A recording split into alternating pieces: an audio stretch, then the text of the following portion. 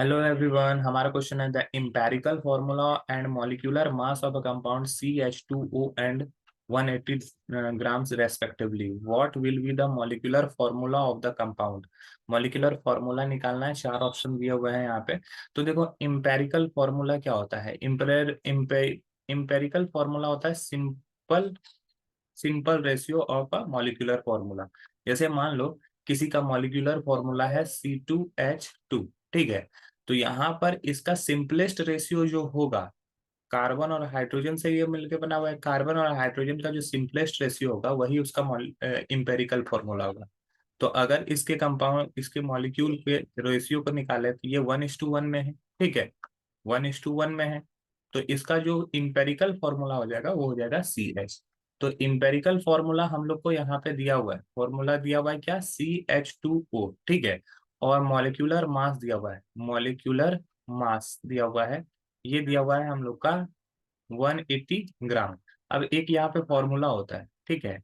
Molecular mass equals to होता है, molecular mass equals to होता है N into empirical empirical formula empirical formula mass.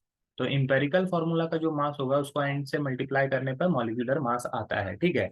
तो अब इंपेरिकल फॉर्मूला मास तो दिया हुआ नहीं, लेकिन इंपेरिकल फॉर्मूला दिया हुआ है। इंपेरिकल फॉर्मूला से इंपेरिकल फॉर्मूला मास निकाल लेंगे कैसे।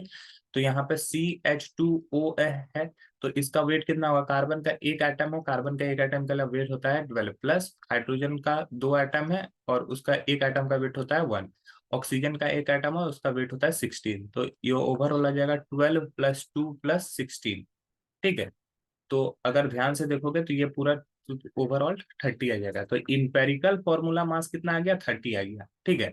और हम लोग को मॉलिक्यूलर मास दिया हुआ है, तो एन का वैल्यू हम लोग को पता नहीं है, एन का वैल्यू हम लोग यहाँ पे पहले फाइंड कर लेंगे। मॉलिक्यूलर मास यहाँ पे पुट करते हैं 180 ग्राम, ठीक है, equals to n into empirical formula mass हम लोगों ने कितना निकाला, 30 ग्राम। तो एन का वैल्यू यहाँ से देखोगे तो 180 ग्राम बाय 30 ग्राम। तो यहाँ पर से ये कट होके 6 आ जा रहा है, एन का वैल्यू 6 आ गया। अब हम लोग को क्या निकालना है, तो हम लोग को मॉलिक्यूलर फॉर्मूला निकालना है। तो मॉलिक्यूलर फॉर्मूला जो होता है, मॉलिक्यूलर फॉर्मूला जो होता है वो होता है एन इंटू इम्पेरिकल फॉर्मूला।